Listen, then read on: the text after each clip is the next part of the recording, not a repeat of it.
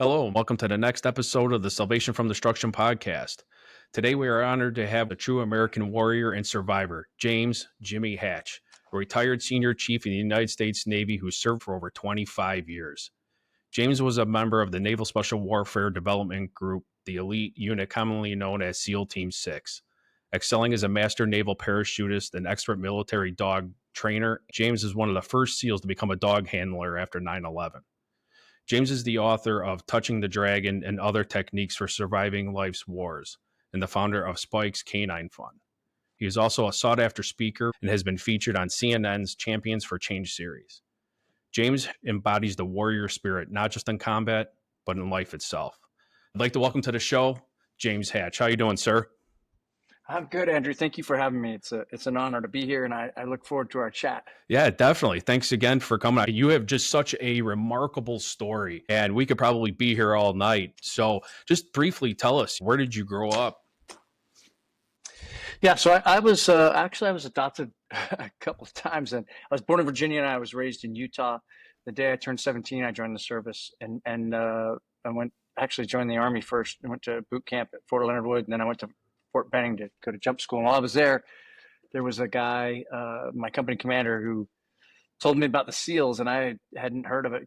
That was 1984. So I grew up when all the Vietnam stories were out there, and that's what I'd read. And I didn't know about SEALs, but I did know about Green Berets, and that's what I wanted to be, right? John Wayne and all that. So when I got back from jump school, I went to the library, because we didn't have the internet, and I looked in the encyclopedia, and there was a picture of a dude standing on a beach with a machine gun. And I was like, yeah, that's the depth of my decision. And then I found a recruiter, and he helped me switch over. And then I joined the Navy, went to a ship, went to Buds, quit, and then went to another ship.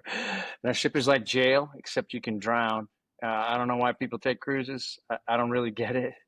It's a nasty, you're going to get sick. But what it did is it helped me develop a little bit of character so that I could get to the next, chance to go to SEAL training. And I'm glad they let me go back. It was hard, obviously. I felt a little shame because I'd been there before. But I got through, and I went to SEAL Team 8.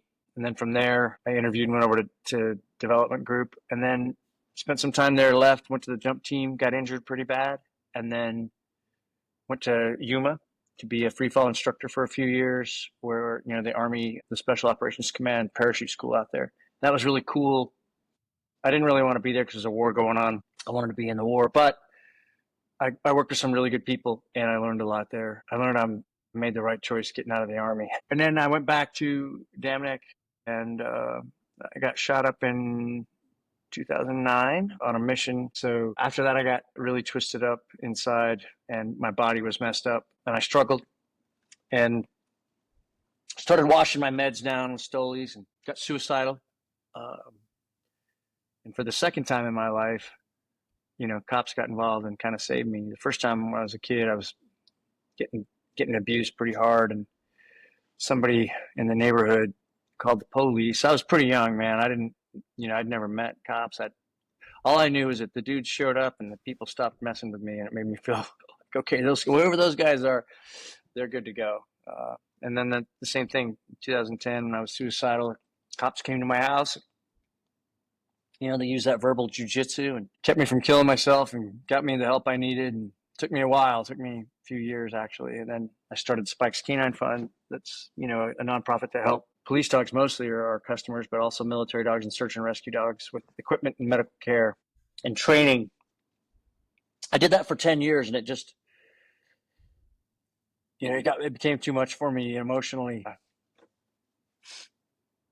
In the logo for Spike's Canine Fund, there's 4 stars, and each one of those stars represents a dog that I worked with that was killed in combat, and I still remember those, and I struggle with it. So I'm glad I started the nonprofit. I'm glad there are solid people and a solid board that are running it now, and I'm doing my teaching here at Yale and enjoying my new phase of life. If we could backtrack it, can you explain to people what DevGru is and what the selection process is for DevGru? Yeah, so you spend some time at a regular SEAL team, and then you interview and you ask if you can go, and you get recommendations. You go through a bunch of tests. You get there, do a bunch of PT tests, obviously. And then, I think the biggest part of the selection, so to speak, that's the popular term, your ability to shoot under pressure and be accurate and that kind of stuff. Training's about 6 months, and then once you're there, you go to a squadron, and you're there for a year on probation. And the truth is, you're on probation the whole time you're there, and it's a great place to work. I saw amazing people. I was very fortunate to be rubbing shoulders with people there and the other units that we worked with, and I didn't think I was ever going to get past how great that was, but it's a good unit. It's gone through some troubles. The wars have taken their toll on the whole special operations community. So that's not something that's limited to just Naval Special Warfare Development Group. What would you say washes people out of I think the selection? number one thing that washes people out is their ability to shoot under pressure. And they really put you through the ringer for 6 months. And it's not like I go out and I pick up my gun. Right. It's you get up in the morning and you push a car a couple of miles down to the Mississippi River, and you swim across the river, which is like a mile, and then you have to run back up the other side. So when you get back in the water, the current takes you to where you started, swim back across, then push your car back. That starts pretty early in the morning, and then you put all your kit on and you go out and spend the day shooting and moving. And gunfights don't happen when you're warmed up, and they don't happen when you've had a good night's sleep. And so I think they just try to replicate those types of environments and then add a lot of stress. And it's definitely difficult. But I think the proof of its effectiveness is, I think people can see that there's a few units that have really done a lot of work in the last 25, 30 years. And Dev Group's one of them. And we were pretty effective. Definitely. What was harder for you? Was it BUD/S or was it getting into Dev Group? I thought Dev Group was a lot harder. Really? Yeah, because it's big boy rules. There's still obviously there's safety and that kind of stuff, but it's not like you're spoon fed everything like you're in BUD/S. You know what I mean? All the punishment you go through there, what they're really trying to do, this is my opinion, and see if you can suffer and still do your job. So yeah, I thought Green Team was harder. Once you make it and you're your first day and you're checking in, what is that like? Yeah, you meet your team leader and he tells you to shut the fuck up and do what you're told, and that you're on probation, and you're like, yes sir. Yeah, right. And then, you go to work. So you're new there. Nobody cares what you did before. You're new, and you have to be a new guy, which means they shouldn't have to ask for a volunteer ever. You see stupid shit that needs to be done, you should do it. You should be there first. You should leave last. Pretty hard on you for good reason. And then over time, you get used to it and it becomes a little less painful, and they give you a little more latitude. Yeah. So what made you want to be a dog handler or get into dogs? When I was a kid, I spent a lot of time reading Call of the Wild, Old Yeller. I love dogs. I don't know why. I really did. And when I was in BUD/S in SEAL training, one of my instructors was a guy who had been a Vietnam War dog handler, and I really liked how he operated. And I remember when we were out at San Clemente Island, he was out there with us, and there are these tiny little foxes that live out there, and they're really skittish. He would get down on the ground and lay on his chest and hold out treats, and they would come up they wouldn't get near anybody. And I was like, man, that's so cool to have that kind of a connection with an animal. And then, after 9/11, there was the opportunity, and I asked if I could do it, and they said, yeah. Yeah, it was really cool. Although, for me, a lot of it ended in tragedy because of the deaths of the dogs. But man, working with the dogs in that environment, it's pretty rough, and they were just amazing to behold. Can you walk us through that?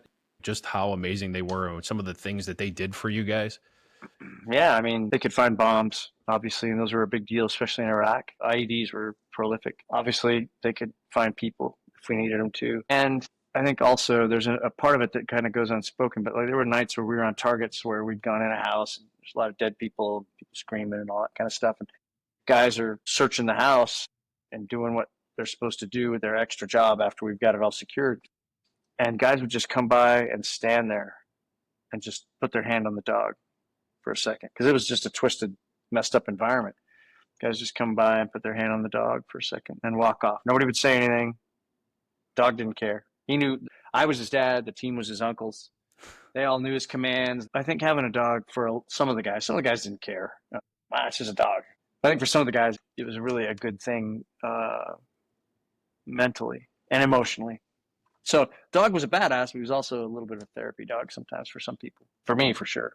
Yeah, I never thought of that. I could have pictured them looking for bad guys, looking for bombs. But I guess back when you're at your base and you guys are trying to unwind, I could definitely see where if the dog was allowed to walk around, there is nothing like having a dog. Yeah, for sure. I just saw a thing today that they're putting a dog on an aircraft carrier. They got it out of a shelter. It's just going to be the ship's morale dog, which is awesome. That dog will live a great life. What was your first dog, or who First was dog, your his name first is dog? Spike, Okay. and he was a Belgian Malinois who the trainers picked up in Holland, and almost all of our dogs came from Holland.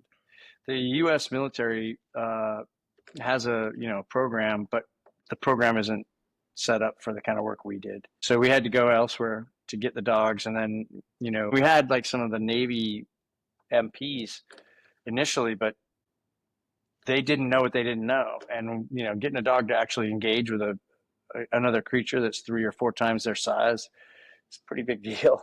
So we actually hired cops because cops had been doing that stuff for a long time and they knew how to do that. So we hired some cops that were just badasses. And Spike was really good. He was called a push button dog, which means that he was easy. He was very well trained prior. He was a KNPV dog, which is the Dutch police training kind of sport that they go through, but it's significant. It's very hard. I think there's 25 or 26 events they have to do to get this kind of, they call it a title, but it's basically a piece of paper that says this dog can do some shit. So we got those dogs. That was kind of the place that the Master Chief and the other guys thought, okay, these are the dogs that'll be easiest to adapt to this environment. And, one of the big struggles was the environmentals, right? So most of those dogs are raised in a kennel and they go outside in the grass. They don't go into dark buildings, slick floors, that kind of stuff. So finding the dogs that can do all the things we ask them to do and in the environments that we want to do those things in is not an easy task. The screening for the dogs was a little bit tough, and we'd bring some dogs and some wouldn't just wouldn't make it. And oftentimes those dogs would go to police departments because they just couldn't handle either the helicopters or jumping out of planes or the boats or whatever.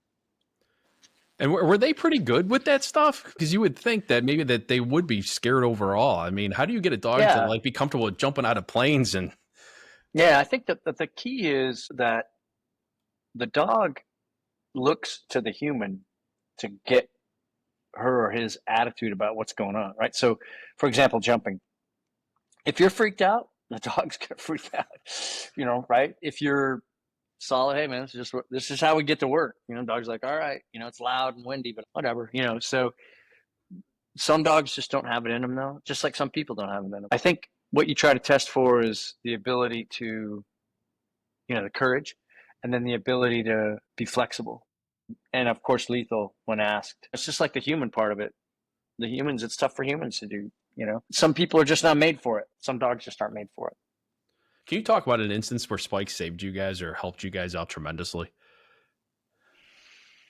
Yeah, one night we got dropped off on an island in the Euphrates and we couldn't get picked up on that island for some reasons. So we had to use this one little bridge and we didn't know. We're like, it was a long bridge, probably at least 200 meters. And the head guy said, hey, Jimmy, can you guys walk out front and see if Spike can tell if there's any? And I said, yeah, for sure. That was probably the first time. But, one night in a gunfight, he saved me for sure, not by biting anybody, but by turning me around on some people coming out of a building behind us during a fight in the other direction. Their senses, they're like a force multiplier. They're like having 4 or 5 people because they can hear and see. And movements, especially, their noses are incredible. They just bring so much to the table. And that's why the Spike's Canine Fund thing, that's why they need everything they can be supported with. Good training, medical care, and then, of course, the best equipment we can give them. They deserve it. They're not volunteers. I was a volunteer. Spike wasn't a volunteer. Spike was basically a victim. Hey, you got some abilities? You get to go run with this crazy idiot, and we're going to put you in gunfights, and you get a tennis ball. You know what I mean? Yeah. I work with them over my career, and whenever they showed up on scene, whether it be trying to track somebody, an article search, or just to protect us, I felt so much more comfortable with them on the scene. And all the handlers who handled those dogs, I stand and salute every single one of them. They were just a fantastic asset to have around. So, for sure. But while we're on that topic, do you want to get into the mission where you lost Spike? Yeah, so we were tasked to go to a target where there were some people importing kids from other countries around Iraq to be suicide bombers. And they would bring them to this particular neighborhood and this particular house and then get them set up and then send them out to do their stuff. So we went to the house. As we approached, somebody ran. Um, so we yelled to them, shot, and they didn't stop. So I sent Spike. Spike hit him, and the guy was wearing it was, it's December 23rd. And so it was cold, even in Iraq. Guy had a big, overcoat on, and the dog hit him, and then he hit the coat and flipped underneath him. Guy was kind of moving away. As soon as he flipped underneath him, he turned around and hit him, boom, right up here. And the guy took him to the ground, and I put some bullets into the guy, and one of the bullets went through and killed the dog. I threw him over my shoulder and ran back to where the medics were, and I felt him die. Yeah, sorry to hear that. You get so attached to these dogs, and I'm sorry. But can you also discuss the mission where you got injured? Yeah, so it was 2009. A guy named Bo Bergdahl had walked off his post about a week prior, and he was captured right away. And we were getting ready to go out and do another mission, and it was really bright out, high illumination, and we were going into an area that was pretty rough and pretty populous. And we just decided collectively, the leadership had said, "Hey, man, let's push this one until it's dark," because of the sketchy area we were going to. So about a half hour after we canceled it, we got some wind of another group that was moving it, and in their communications with one another, they'd been talking about some of the things that were going on with Sergeant Bergdahl. And because of that, we were like, hey, we kind of have to do this, right? My argument was to do it. And there were some other guys that were the same. And then there were some guys that were not, but they weren't as excited about it. At any rate, we got on the helicopters, flew to the area. It was pretty long flight. And it was mayhem from the beginning. We getting shot at on the way in. The helicopters were busy. I can't believe they didn't get shot down. When we got off the helicopters, there were people everywhere. One of the crews, there were two helicopters. And the first helicopter, they had some very heavy duty machine gun stuff going on right near them, grenades. It was pretty heavy. I was in the second bird, and we were farther away from that. We got out and started clearing, looking for people. And we'd been in some skirmishes. There were so many people running around that we had to split up my team. And we ended up running into some guys in the ditch. I had the dog out in front of us, and the dog got shot in the head. His name was Remco. And right in front of me, probably 20 feet, 15, 20 feet. And I started filling in the guy that had shot him in the head, and his buddy panicked, sprayed his AK, and one of the bullets hit me in the leg, my right leg, and blew my femur out, and I laid there and screamed while my buddies finished the job. It was very sad to see the dog. When I had buddies cover some open ground, stopped me from bleeding to death, and got the helicopters came back to get me, which was a pretty big deal. And it's funny, man. You're laying there bleeding to death, and then across the a whole other side of the world, and I never doubted that those dudes would come get me. It's pretty amazing. Anyway, got on the helicopters myself, and I put the dog right near my feet, and the handler, this guy named Mike Toussaint, he was he kept working on the dog. He wouldn't accept that the dog was not going to make it. So that was a sad thing. Got to the field hospital, and that's kind of where my life changed. I'd gone from being this action man to being a guy who was a witness to the American spirit, and it was pretty amazing. A couple of your buddies, you call them in the book the fly fisherman and the mechanic, and saved my life. Yeah. Can you elaborate on their heroism? I mean, and what they did for you? Because reading that, it was almost, it got my heart going. I couldn't even imagine what those guys did for you. Initially, one of the guys that I was with, there were three of us, and he put the tourniquet on, and he was pretty busy. There were still gunfights going on, and there were helicopters. He had to get he was on the radio trying to get the helicopters. But I'd been screaming in my headset when I got shot. My push to talk got pressed, and I was screaming, and the guys heard me. Both of them had been to this Army Special Forces school called 18 Delta, which is this really high-end medical course. They're basically, super physician assistants. But they didn't have medical gear on them because they were just shooters that night. They did have Curlex and some stuff in their pockets. But man, they went to work on me, and one of them, the fly fisherman, actually had to shoot some dudes to get to me. I could hear his suppressor as he was coming. It was funny. The thing is, later, after I had lost my shit and ended up in mental institutions, both those guys helped me. Same guys that saved me in the field that night from death. They saved me later in the different war that I was in with myself. Heroism looks a lot different in the moment. Look, man, I came from a rough environment, and I just wanted to be loved and respected, right? And I wanted to experience what that kind of love was, and that's what I saw. You don't do those kind of things. You don't take those kind of risks unless you really love someone. And those guys, yeah, what they did was pretty amazing both times. The time that I was out there getting shot up, and then the time when I was trying to shoot myself up. So there's really not a lot I can say except they're pretty amazing people, and I'm grateful for them. And where does that love come from? Does that start back early in buds? Does it actually develop on the missions that you guys were on? Does it come through that adversity? So for some people, I think so. Yeah, I think, look, the deal. You suffer together, you build a bond, and there's that. But going the extra mile, I think it's just kind of who's at that unit. You know what I mean? It could have been anybody.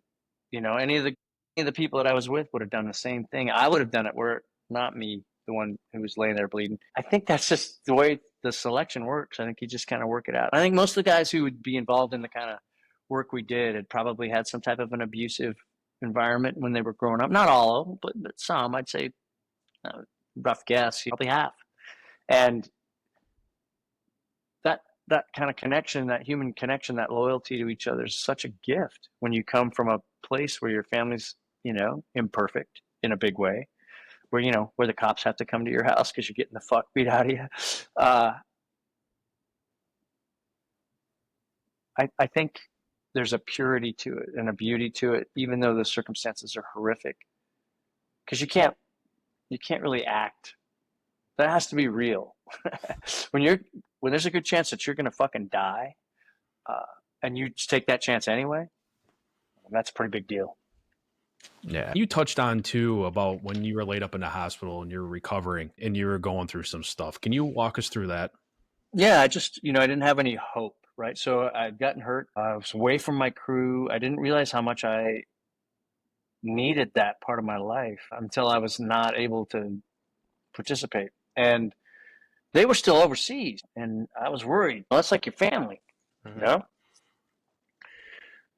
They would call me sometimes. I'd get these calls in my room, and they were overseas and tell me stories. It was really cool. I suffered, and I still actually have a hard time thinking about the good things. I remembered all the mistakes and the perceived mistakes. But I had a smiley face for everybody, that came to visit me. But at night, man, when it was just me in the dark, I was really hurting. And I didn't want anybody to know. Got released from the hospital after a month. I'd had, 17 surgeries at that point, and then went home, had some more, and then ended up going out to Arizona for a couple more. And all those meds and all the surgeries, it just ravages your carcass, right? And that takes a toll on your head. It takes a toll on your heart, and it takes a toll on your soul. And all those things working in concert, were overwhelming for me. I just didn't want to be alive anymore. I just felt like I was not value added to anything, including my family. I just felt like I was a waste. When I was a young guy in the SEAL teams, a guy told me, "Hey, man, you're either an asset or you're a liability.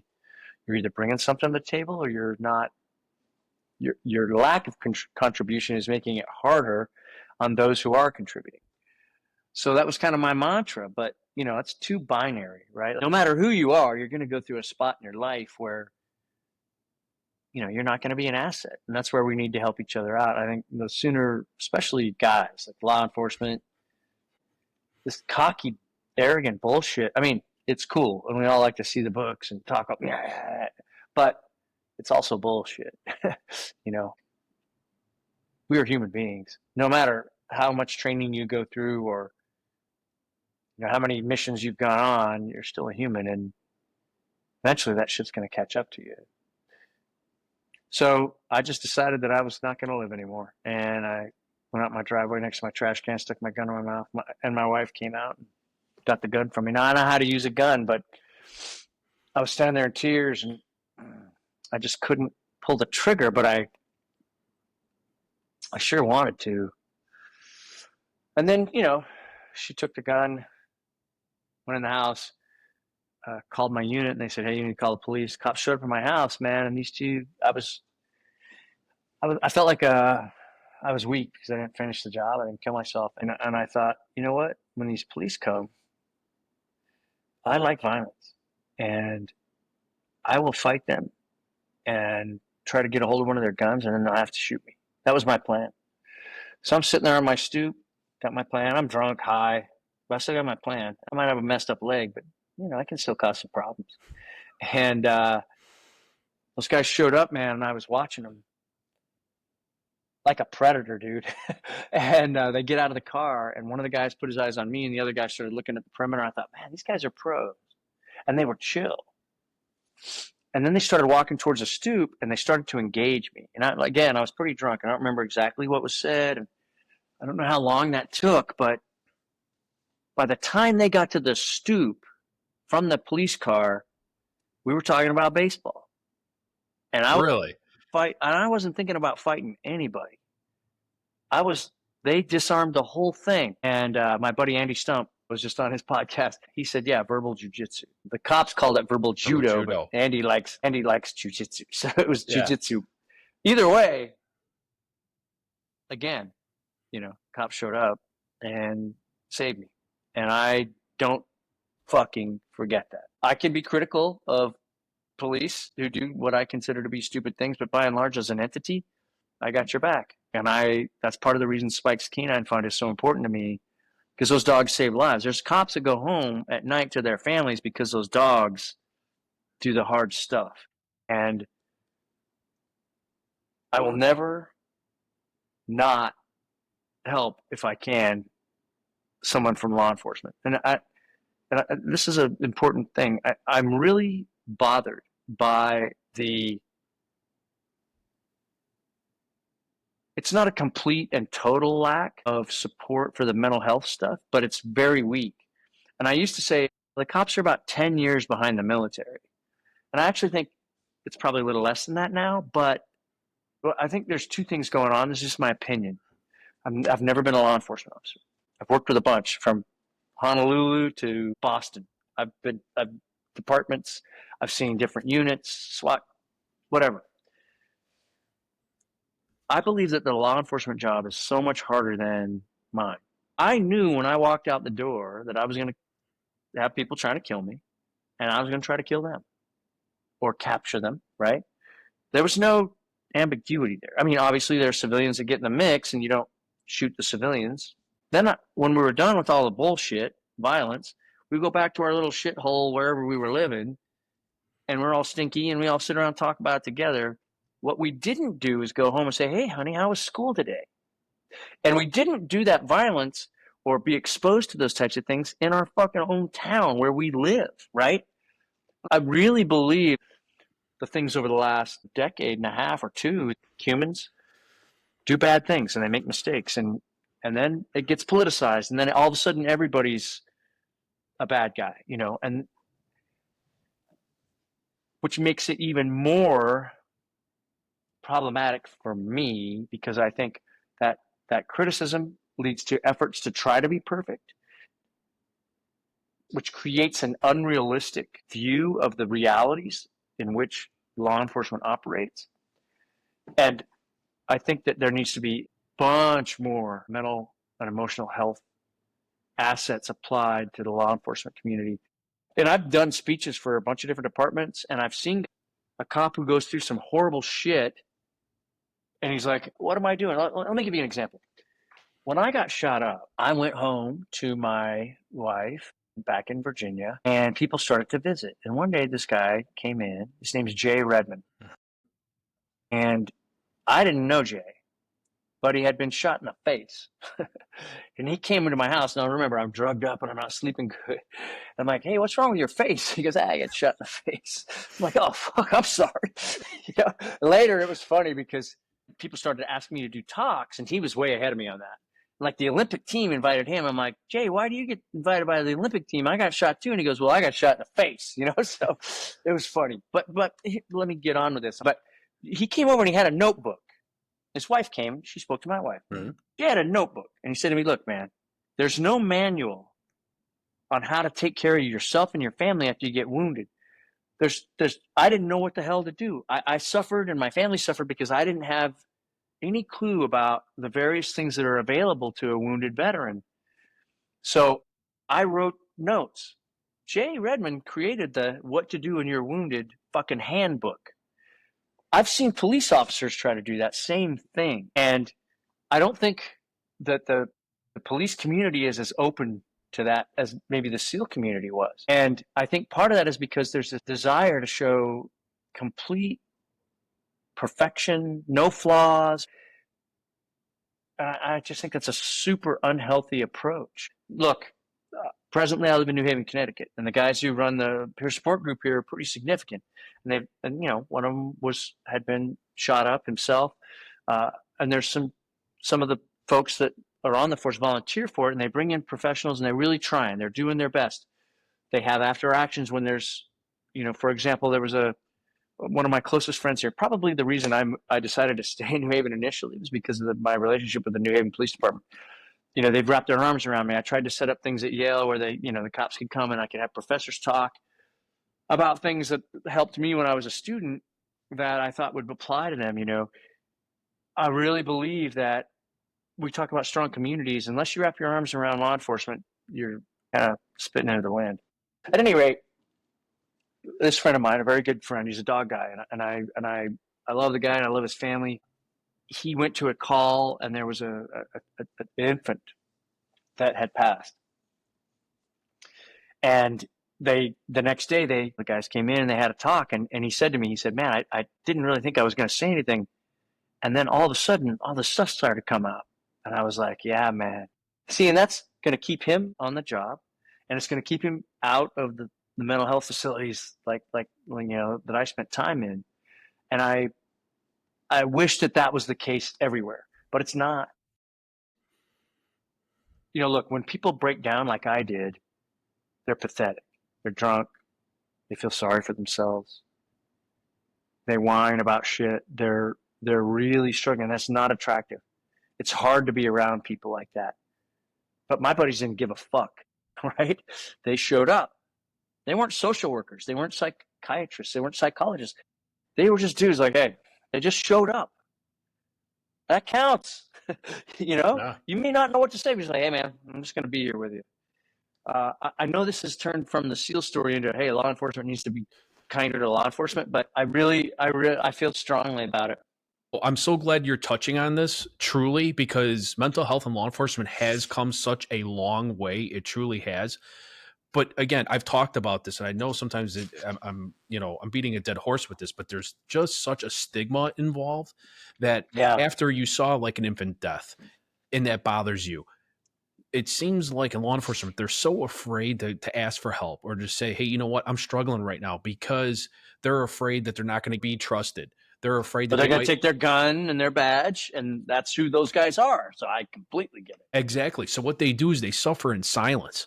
Yes. And it just manifests, and they keep trying to cover those feelings, like you said, with alcohol, drugs, gambling, other vices.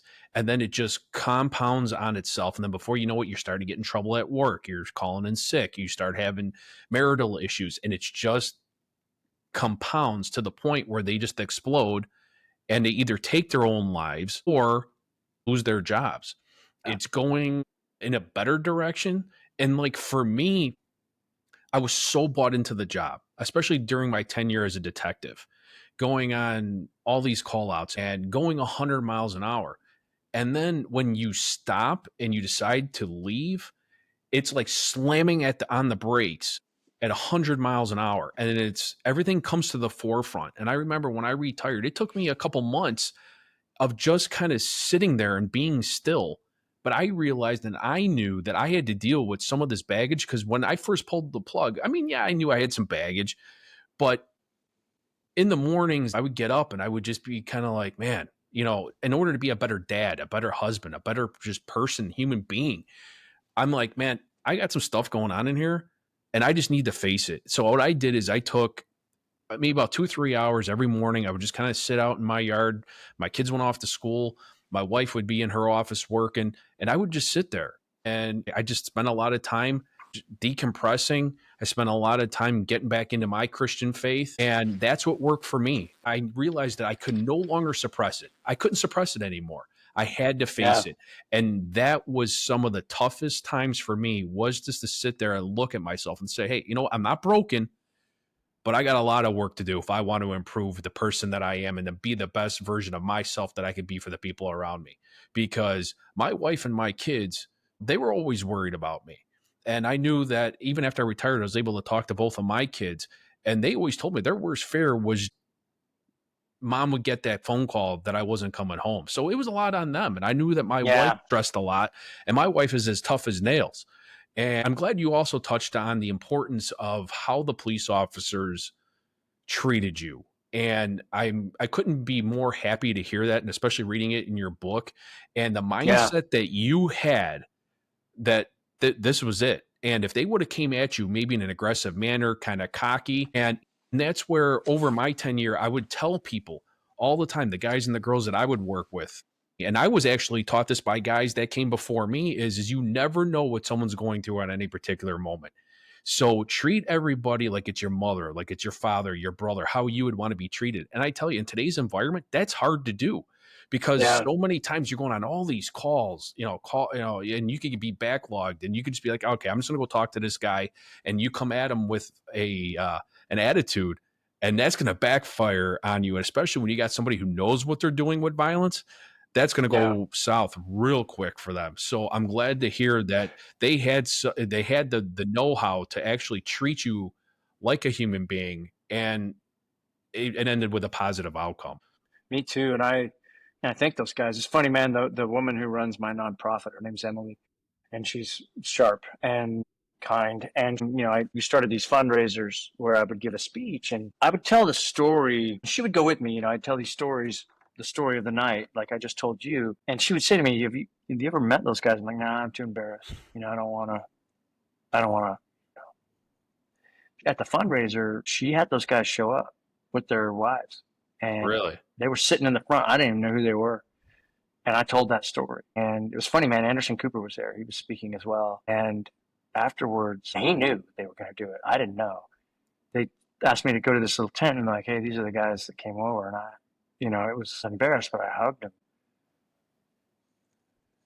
It was pretty emotional. But that's that military stuff in me still like, man, you were fucked up. When I go work with police and I see cocky guys and I judge them, I'm like, that guy would have fucking fought me. He wouldn't fucking be chill. He would want to show me that he was the fucking man. And maybe he would win, but it would be expensive. And that's not really the way to handle it anyway, right? Like, and I struggle with that. And I see some pretty cocky dudes running around. And there's another thing about that's kind of troublesome to me. I don't know why. I don't understand the correlation. Policing is so different than the kind of work I did, but it seems like some guys really like the work I did, and they want to kind of do that while they're cops. And I mean, obviously, there's SWAT stuff, and there's definitely difficult things that go down. There needs to be people who can do that kind of stuff. But let me say it this way: I was actually talking to a kid who's here at Yale, and we were talking about police, and this kid doesn't know any police. All he's seen is the news. And we were working together somewhere, and there was one of the cops had like a Punisher shirt on, which fuck, everybody would. But this kid, again, he's not been around police. He's like, man, the guy in the Punisher, he seemed kind of scary. Like, not like the kind of guy that would want to help you, but the kind of guy who'd want to beat you, you know? And I was like, well, that's not who that guy is. I know the guy. He's the kind of guy who would definitely help you, but, you know, they have to live in a world where people fucking hate them. And they have to deal with such negative stuff, and they are treated so poorly at times by the people they're protecting that I think they need to feel like they have that ability to be aggressive if they need to be. And I think it's a product of something that I believe was caused primarily by political people. I think there's a certain way to carry yourself as a police officer, and then there's ways that, you know, might be a little cooler. But when the public sees you, and listen, this is a messed up thing for me to say because I used to be I don't give a fuck what the people think, you know what I mean? But like, when the public sees you, you're representing all of law enforcement, right? I always laugh at this.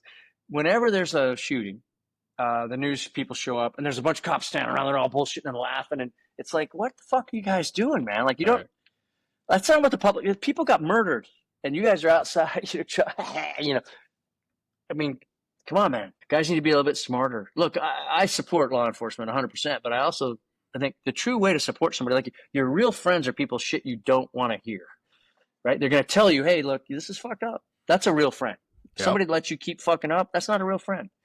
So I want to be a real friend and I want to be positive, but I also think that guys need to understand the impact that one cop can make on a bunch of cops.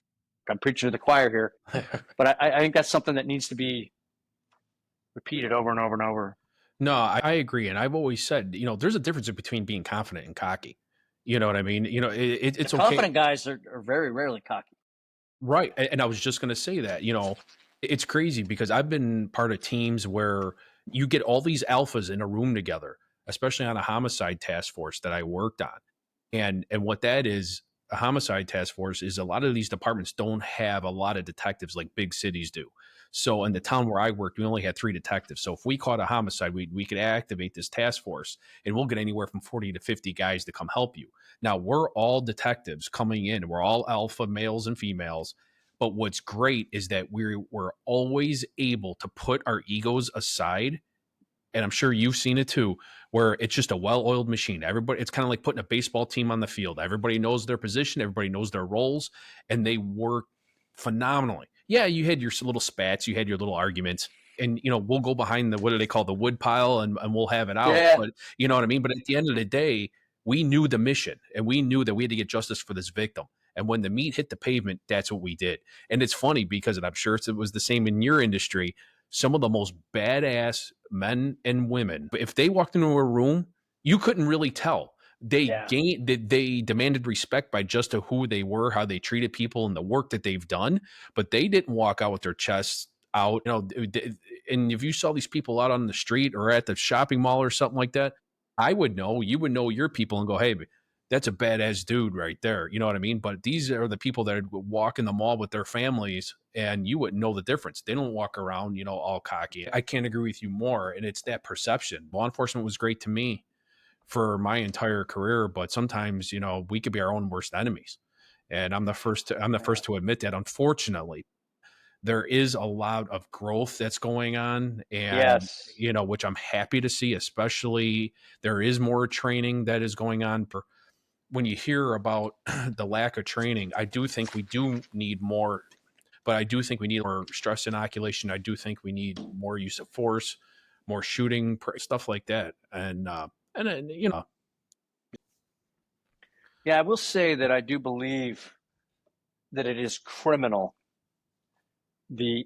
genuinely, on behalf of the communities, it is criminal to take a cop, make him qualify with this pistol, once or twice a year.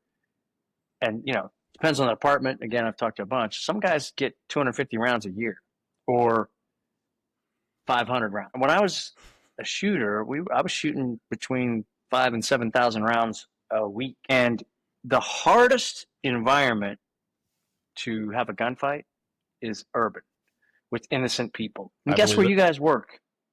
Guess where you guys work, right? So it's criminal to expect people with that little amount of training to be effective in that environment. And then it's again criminal to blame them for being fucked up when they aren't properly trained. And I'm not talking about, was he nice when he gave this person a ticket? I'm talking about the shit that gets people killed, officers and civilians.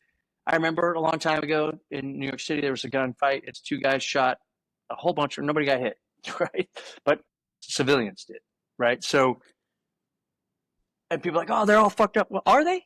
Or are the people who sent them out there into that environment with the little amount of training they had, are they fucked up? And that's the truth, right? So I think police officers have to take a certain amount of responsibility when they make a mistake, of course.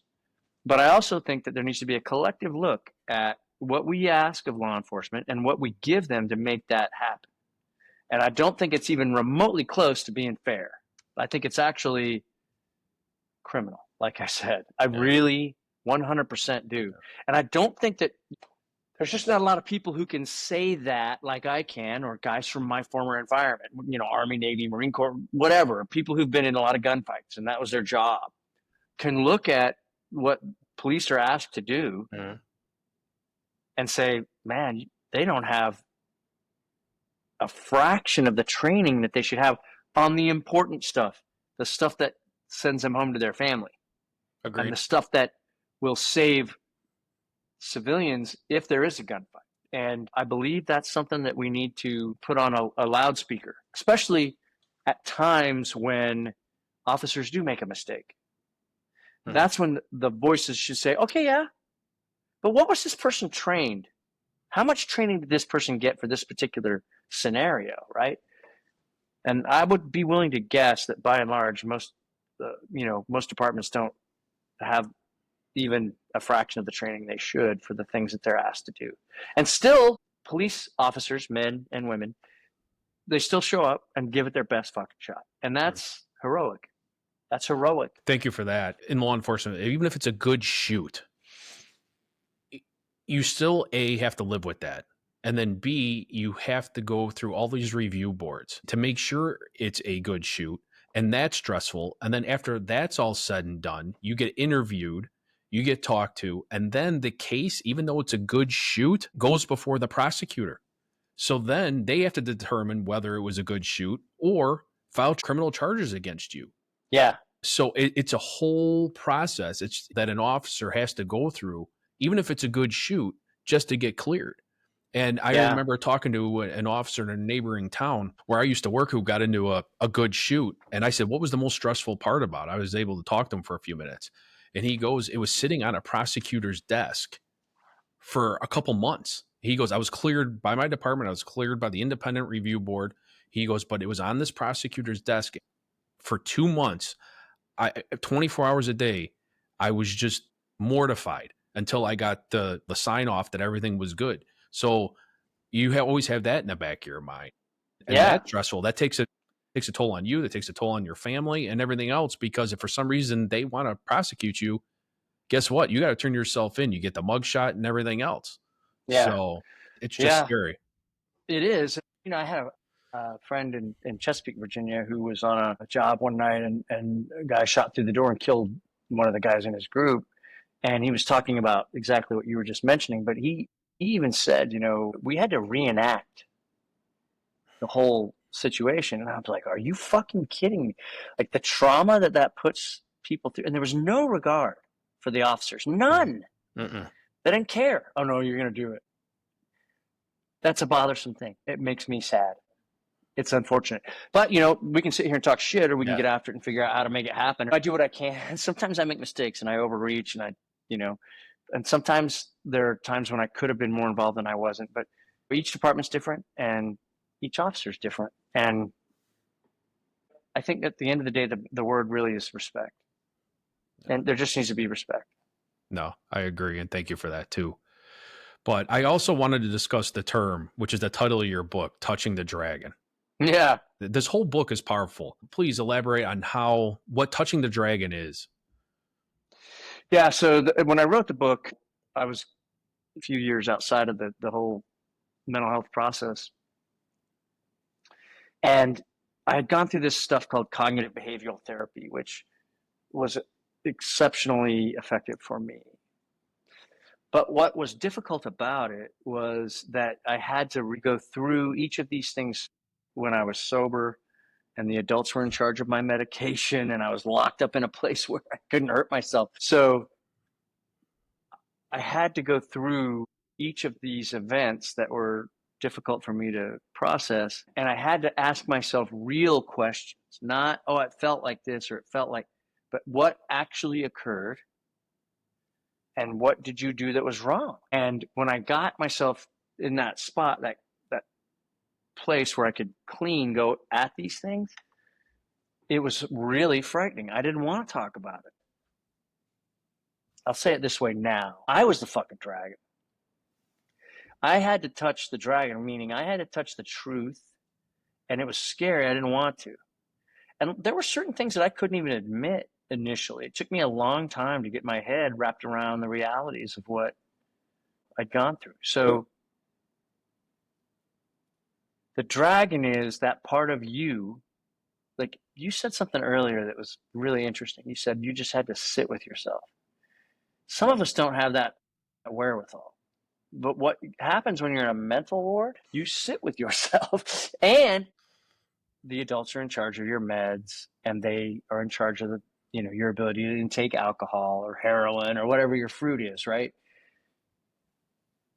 You have to look in the mirror and really look in the mirror and be kind to yourself and realize that you're a human. And, sometimes people make mistakes and they got to be held to account. That's just part of the deal, and I think that's another brave thing about cops. If you're not right, you're either in trouble or you're dead. The dragon is the things about yourself you don't want to talk about. Still there. I think the next book I write will be I'm the Dragon. Yeah, I'll be honest. When I was talking about being by myself, I would get up in the morning. I'd look myself in the mirror. There's no way that I would sugarcoat it. But I just knew that I had, for my sake, for my family's sake, and I had those hard conversations with my wife.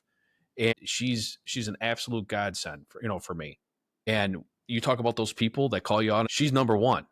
Yeah. If I'm not adding up, and it doesn't matter, as a husband, as a father, as a friend, whatever the case may be, if I'm not adding up, she calls me out on it. And it's funny, that's a wife duty.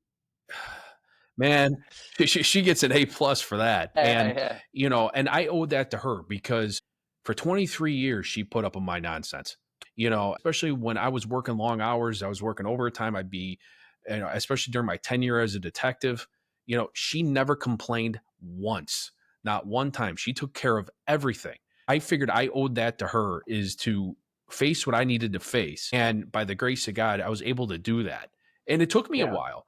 And facing yourself and unboxing a lot of that garbage, to me, that's harder than anything I ever went through on the job. Yeah. Because that's the dragon. That's what hit me reading your book. And this book, and I'm just going to show it. This book is for anybody. You don't have to be in law enforcement. You don't have to be in the military. If you have some kind of life struggle that's going on, please, I encourage you, get this book. If you get it from Spike's Canine Fund, any profit goes to the dogs. So you can just go to touchingthedragon.com. That'll take you to the Spike store and you can buy it right there. Perfect. Please do. Thank you. Thank you for that. I asked a friend, the co-author, his name's Christian DeAndre, his name's on the cover. I asked him to help me write it. And this guy went to Harvard and he went to Oxford, and he was brilliant. I said, look, man, I want this to appeal to people, a lot of SEAL books, right? And I feel as though most of them are kind of chest beater, unrealistic. And I said, I don't want that. I want this to be a book that people will want to read, not for the tough guy stuff, but because of the reality. And he is responsible for that book. I mean, I told the stories, but the way it's put together, that's all Christian. And he did an incredible job. He absolutely did. Now, I mean, since we're talking about the book, what was the hardest chapter for you to write, would you say? Because it's Anything, intense. yeah, anything on the stuff with, obviously the dog's dying, and then the Red Wings thing. That was that was a really big deal. It was really hard for me as being involved with it and then being there. And then the afterwards, when this is my personal opinion, but I believe that some of the leadership actually kind of manipulated the lone survivor and turned it into something that it wasn't. And I think it really bothered me for a very long time. And I had to work through it. I remember riding with Christian. He rented a place, and I'd drive up and we'd stay and just work intensely for a couple of days. I couldn't sleep. I was laying there looking at the ceiling, trying to figure my way through it. And at this point, I'd had enough touch in the dragon to realize that I needed to just lay there and look at the ceiling and just let it work its way through me. And what I came to was, I was angry. I was angry at the guys who decided to go up there and do that. I was angry at the guy who survived, which is just ridiculous.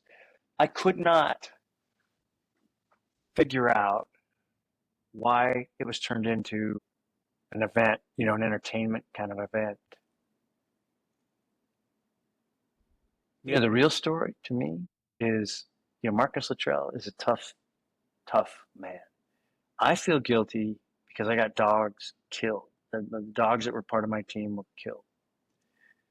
I didn't lose all my buddies on one day and then live. Survivor's guilt's a real deal.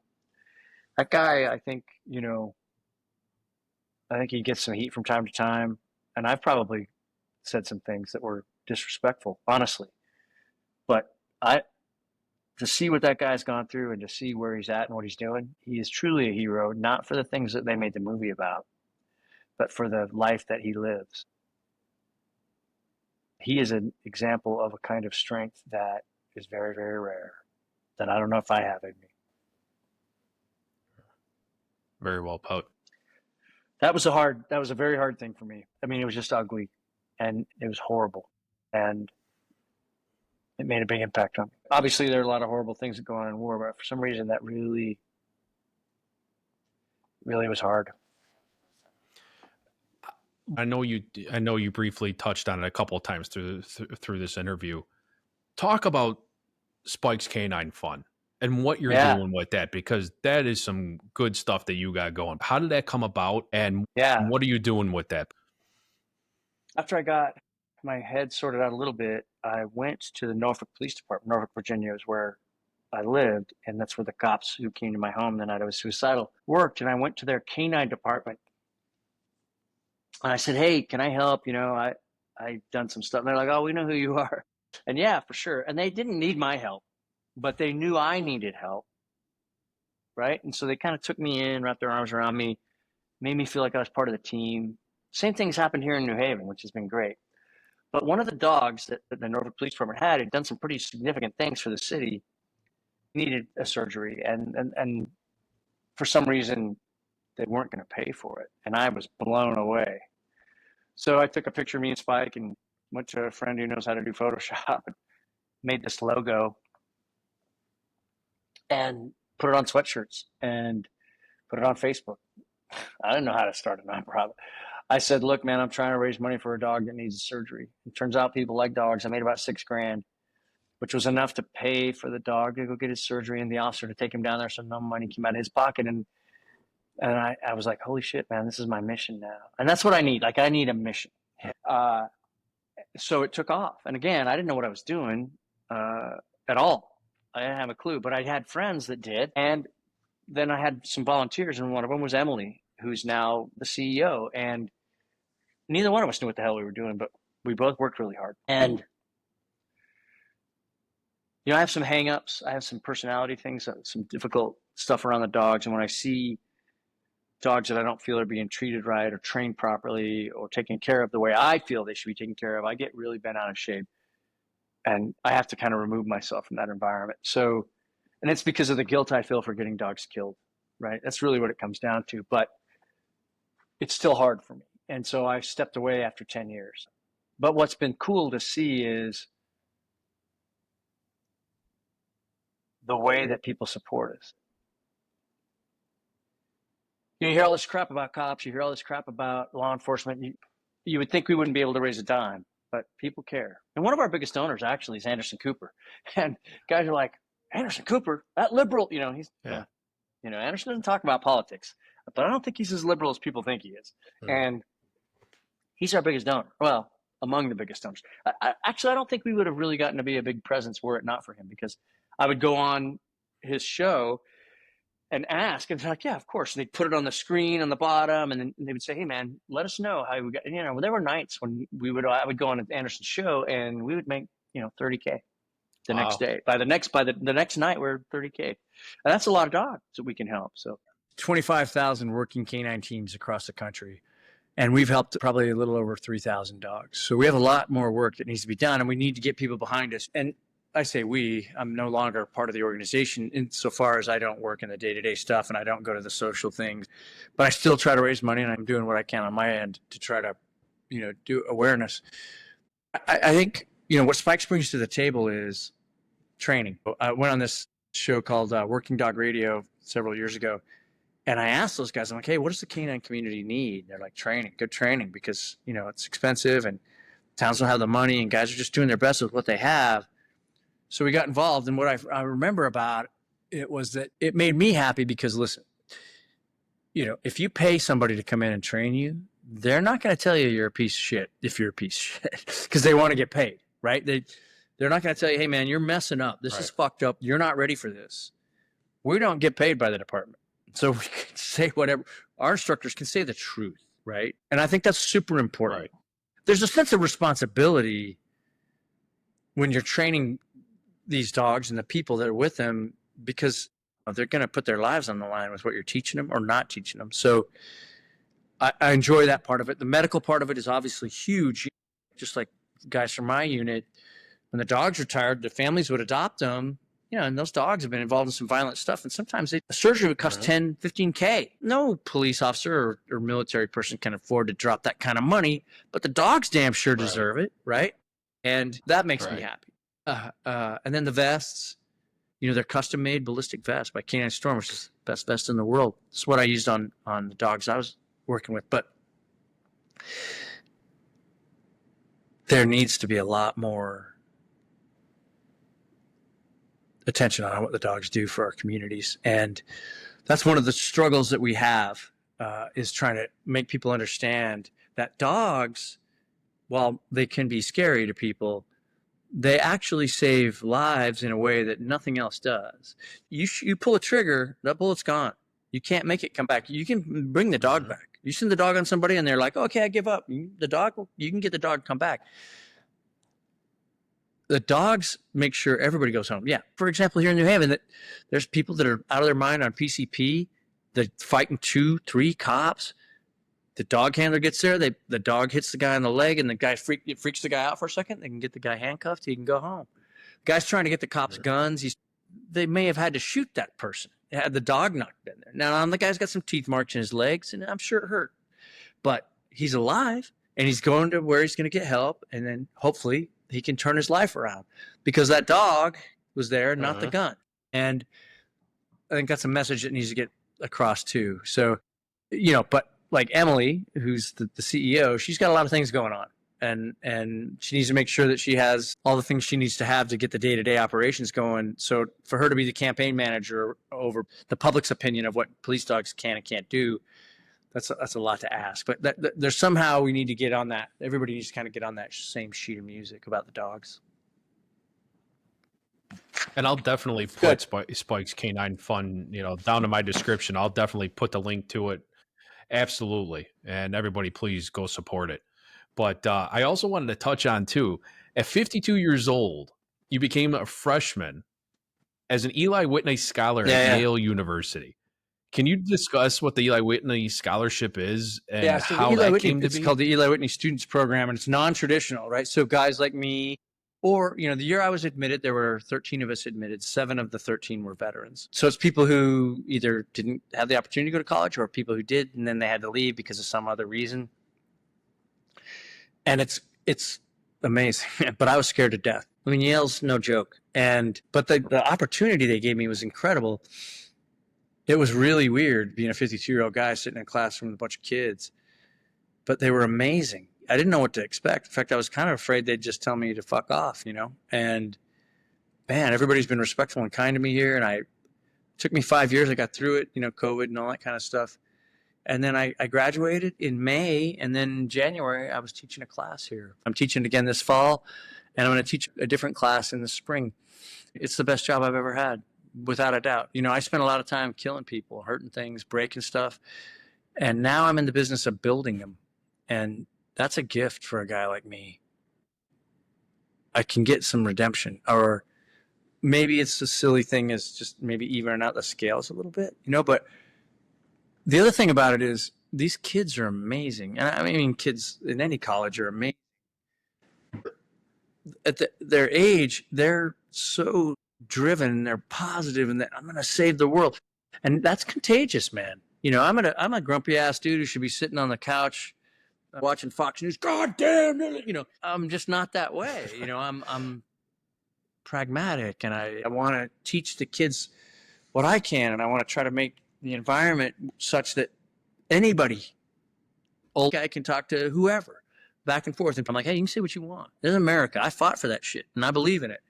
Just be kind to each other, and don't threaten each other. That's a big deal. And I've had the most incredible experiences. I actually, at one point in my class, I teared up and I said, man, this is how it's supposed to be.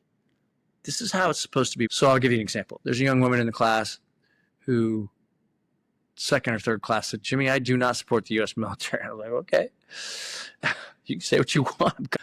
And I think she was a little bit like, what? I thought she thought there'd be a little bit of combat there, but there isn't. The next class, I had to talk about my personal struggles, the things that I'd been involved with in war, people getting hurt. At the end of it, same girl raised her hand. She said, Jimmy, we know that veterans have a difficult time with suicide. It's a problem in the veteran community. There's suicides a lot. How do we know you're okay?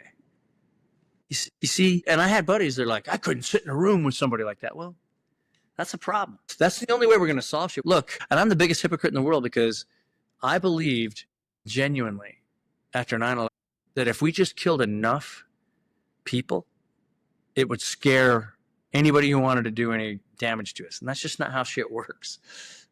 I thought it was, but it's not. When I kill somebody, that person's got a dad or a brother or a son or a sister. And what's that person's mission now? I've been on missions where we shot people in front of their own kids. What do you think those kids do? Right? Violent. I mean, look, sometimes that's the only thing that's going to work. But it's not nearly as often as it's used. Like, I think the military's been the easy button,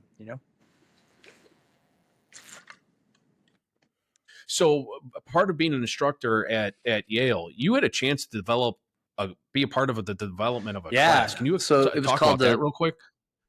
American Decision Making in Afghanistan. And it was incredible. I'd gone on the television when President Biden said we're pulling out of Afghanistan because, I'd been shot there. I'd lost friends there. And I went on, I said, look, you guys are going to go back and forth about the politics because that's what you do on the news. But the truth is we need to do an after action. And we need to do it seriously because we made a lot of poor choices. And some of those choices have been made in Vietnam. And what didn't we have after Vietnam? We didn't have an after action. We didn't have a national after action. There's one going now. But the head of the Jackson School of Global Affairs here, he said, hey, let's do that. And we did. He hired Ambassador Ann Patterson. She came up, and it was a year-long course. And we talked to a bunch of generals, ambassadors, USAID people, NGOs, the CEOs of NGOs, presidents of NGOs. We talked to all kinds of people, and I set up a Zoom meeting with the Taliban. And it was really kind of shocking. And look, because I'm the guy sitting here saying, hey, we need to settle down. We need to talk to people even if we don't like them. I had to be the guy to set that up. If I'm running my mouth about this stuff, I got to do it, right? And the guy was very well spoken, and he was very true to where he comes from, and he was respectful, and it was incredible. I didn't feel good coming away because I didn't feel like the members of the class learned a lot listening to him speak, but I don't think that we really changed his mind at all. And that wasn't really my place. You know, we're in a class, we're asking him questions, but that's where I really realized how important it is to have a dialogue, and how I was angry, but I knew it was the right thing to do. And man, it was amazing. And it helped me kind of set up the way I did the class that I taught last spring, which is called The Impact of War on Its Willing and Unwilling Participants. There's not a lot of people here at Yale University who've been involved in war or know people who've been involved in war. And it was good to get the opportunity because I believe part of the reason that we didn't make good decisions both in Vietnam and in Afghanistan and Iraq was that the people who are making the decisions don't really know what the fuck's going on when it means, you know, what it means when you say, hey, we're going to go to war. Once you open the gates and you start letting people, you know, murder each other, it's really hard to close those gates again. And some of the kids here are ROTC kids, and they're going to serve in the military as officers. And some of the kids here, liberal, conservative, whatever, are going to end up in a position where they're going to have an effect on a decision about sending other people's kids to war. So having both of those groups in the class is very important to me. And man, it's such a gift. It's the way it should be. It's the way we should talk to each other. It's the way that the only way we're going to save our country is to be able to sit down and talk to each other about real shit. That sounds like an amazing class. Best job. That truly does. It was. Yeah, it definitely. was. We had, you know, one of the things I hear a lot about academia is, oh, these kids hate their country. Nah. They're 18, 19, 20, 21, 22 years old. I said stupid shit an hour ago. When I was a kid, I said really stupid shit, right? So, I mean, of course, there's going to be some struggles, but we had the man who was in charge of the day shift of cleaning up Ground Zero, a cop from New York City, John Ryan. He came up and gave a talk about all of that with some video, talked about everything. And then he offered to give us a tour of the 9/11 memorial. And most of my class, it was a Friday, it was their day off. Most of my class went to that. And it was emotional. Most of these kids weren't alive when 9/11 happened. They didn't understand the impact of it. Mm-hmm. But I'll tell you what, after that tour they damn did, they saw me cry and break down. They saw other people in there.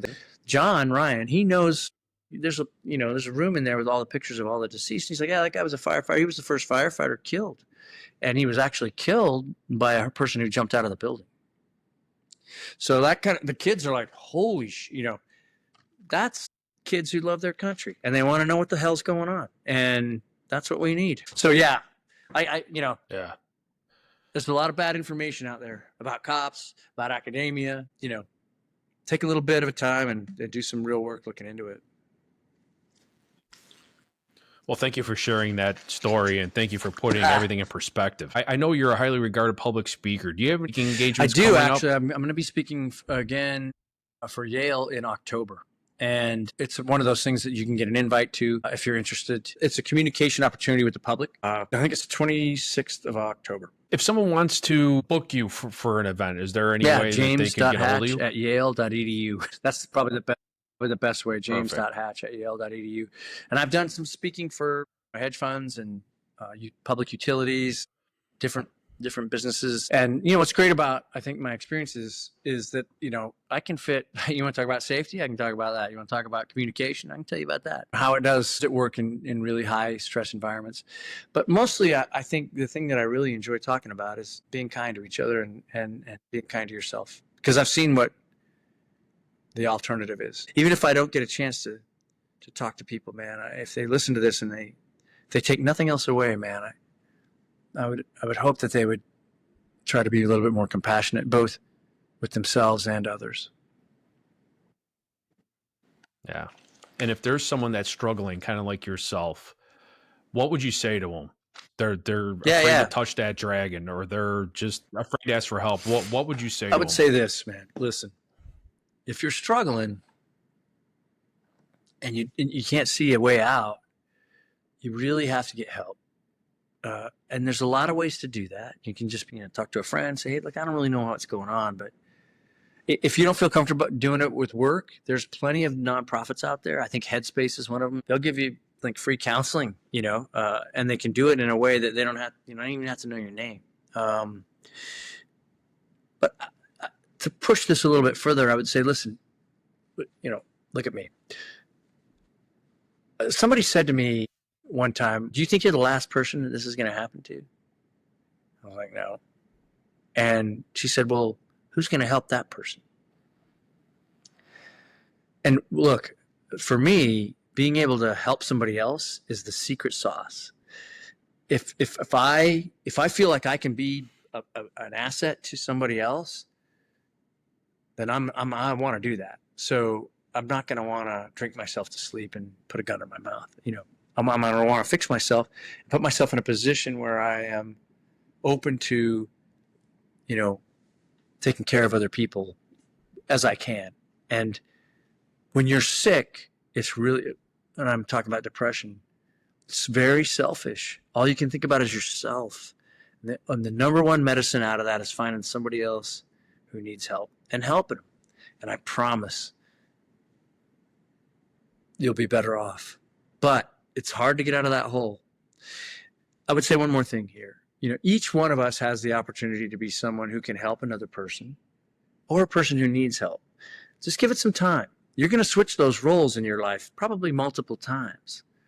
So if you're listening to this and you're not having problems, look for the people that are and help them out.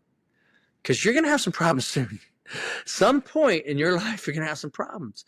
And look, I'm sitting here talking to you today because people helped me. Some of them strangers I didn't even know. We have to help each other out, or, nobody's an island. Mm-hmm. This is a quote I came up with. Never underestimate your ability to affect the trajectory of another human's life, especially in their most vulnerable moment. What those cops did, they didn't realize that they were putting me here talking to you. I'm sitting in an office at Yale. I started a nonprofit that's helped 3,000 dogs. I'm an instructor. Like, think of the things that I wouldn't have been able to do, that I wouldn't have gotten done. You never know what your efforts are going to produce. Even though it's a little bit scary, helping somebody out when they're really struggling, you never know what the backside of that's going to look like. And I really hope that people take that on board. Never underestimate your ability to affect the trajectory of another human life, especially in their most vulnerable moments. And thanks, Andrew. Thank you for having me, man. No, thank you for your time and thank you for your service. I'll put all my information down in the description. I'll put Spike's Canine Fund information down in the description. James Hatch's email if you want to contact him, for a speaking engagement. And once again, thank you for listening Thanks, to the Andrew. show. Take care of yourself, Jim. buddy. I appreciate it.